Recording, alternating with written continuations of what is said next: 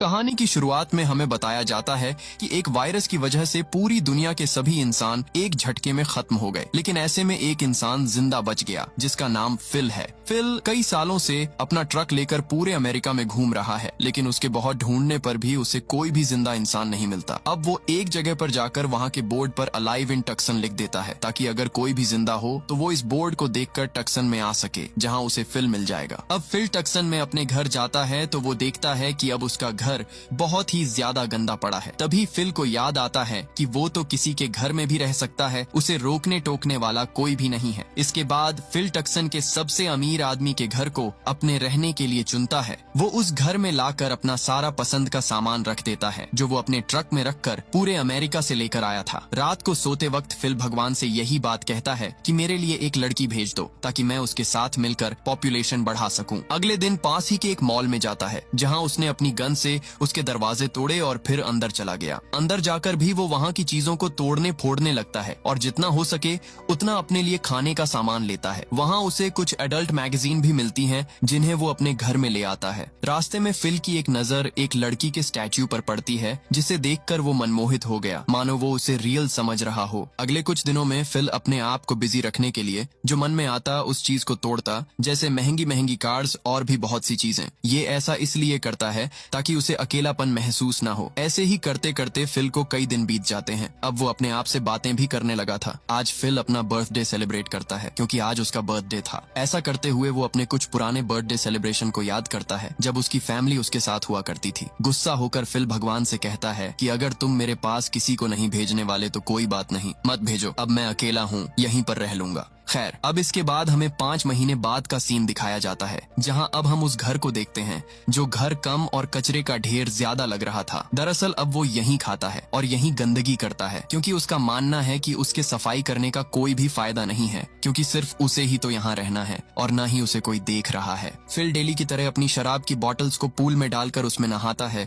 और उसे ही पीता है। उसने अपने पूल को ही अपना टॉयलेट बना रखा था, क्योंकि अब उसे ऐसे ही रहना पसंद है। इसके बाद फिल पास ही के एक बार में जाता है, जहां उसने कुछ बॉल्स को ही अपना दोस्त बना रखा था, और तो उसने उनके नाम भी दे रखे थे। वो उनसे ही अपने दिल की सारी बातें करता। वो कहता है कि अगर मेरे पास कोई भी लड़की आ गई तो मैं जिंदगी में कभी उससे ना तो नाराज हूँगा और ना ही कभी उससे किसी तरह की शिकायत रखूंगा। इसके बाद रात में उसी लड़की के स्टैचू के पास जाता है और उससे कहता है कि मैं थोड़ा शर्मीला हूँ, मैं तुम्हें बहुत दिन से नोटिस कर रहा हूँ कि तुम मुझे ही देखती रहती हो, लेकिन मेरे अंदर इतनी हिम्मत नहीं है कि मैं तुमसे अपने दिल की बात कह दूं। ये कहकर फिल उसे किस कर लेता है, लेकिन जब उसने उसका हाथ पकड़ा तो उसका हाथ ही टूट गया। ये देखकर फिल अपने भ्रम से बाहर निकल आता है। अब फिल अपनी इस अकेलेपन की जिंदगी से पूरी तरह परेशान हो चुका था। अब वो और ज्यादा इस तरह नहीं रह सकता। आज वो एक पहाड़ पर जाकर वहाँ पर एक पत्थर पर अपना नाम और अपनी डेट ऑफ बर्थ लिखता है और उसके ऊपर RIP लिखता है। वो अपने बॉल्स दोस्तों से कहता है कि तुमने मेरे रहने में मेरा बहुत साथ दिया और मैं तुम्हें कभी नहीं भूलूंगा, लेकिन अब मैं इस तरह और ज्यादा नहीं रह सकता। इसके बाद वो उन्हें गुड बाय कहकर अपनी गाड़ी में बैठकर अपने आप को खत्म करने के लिए निकल जाता है। वो अपनी गाड़ी को फुल स्पीड में चलाने लगता है। वो अपने आप को खत्म कर ही देता,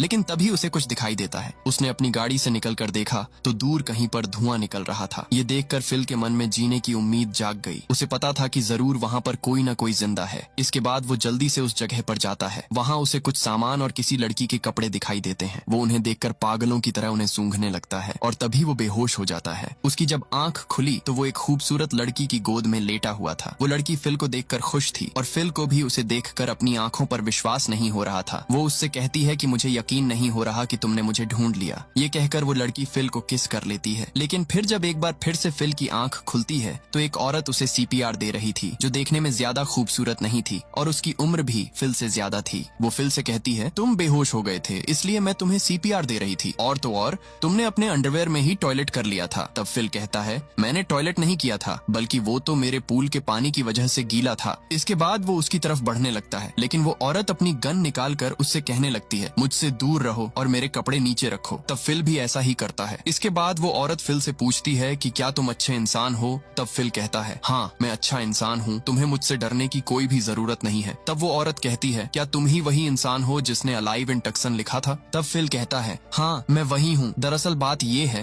कि मैंने पिछले 2 सालों से किसी को भी नहीं देखा, तो मुझे नहीं पता कि मुझे किसी के सामने कैसे पेश आना चाहिए। प्लीज मेरा यकीन करो, मैं अच्छा इंसान हूँ। तब वो औरत भी मान जाती है और उसे अपना नाम कैरोल बताती है। इसके बाद ये दोनों एक जगह पर बैठकर बातें करते हैं और कैरोल इन दोनों के लिए कॉफी बनाती है और बताती है कि मैं भी किसी जिंदा इंसान की तलाश में भटक रही थी। कैरोल को देखकर फिल के अरमानों पर पानी फिर चुका था। उसने तो सोचा था कि कोई सुंदर लड़की होगी, लेकिन ये तो निकली एक बूढ़ी औरत। खैर, इसके बाद फिल कैरोल को अपना घर दिखाने के लिए लेकर जाता है। रास्ते में फिल किसी भी ट्रैफिक रूल्स का पालन नहीं कर रहा था। ये देखकर कैरोल उसे ऐसा करने से मना करती है। तब फिल भी कैरोल के कहने पर ऐसा ही करता है। इसके बाद वो दोनों फिल के घर पहुंच जाते हैं, जहां फिल उसे अपना गार्बेज पूल, टॉयलेट पूल और शराब वाला पूल दिखाता है। इसके बाद फिल उसे अपने घर के अंदर लेकर जाता है, जहाँ उसके घर की हालत देखकर कैरोल दंग रह जाती है कि आखिर एक इंसान ऐसे कचरे में कैसे रह सकता है। यहाँ फिल कैरोल को अपनी लाई हुई पेंटिंग्स दिखाता है, जो बहुत ही कीमती थी और उसने वो चुराई थी। अब कैरोल यहाँ फिल से उन मैगजीन के बारे में पूछती है, जिस पर फिल उसे बताता है कि ये सब एडल्ट मैगजीन हैं, जिन्हें मैं कभी कभी अकेला फील होने पर पढ़ता हूँ। कैरोल उससे कहती है कि मुझे लगता है कि तुम एक थरकी किस्म के इंसान हो। ये बात सुनकर फिल को गुस्सा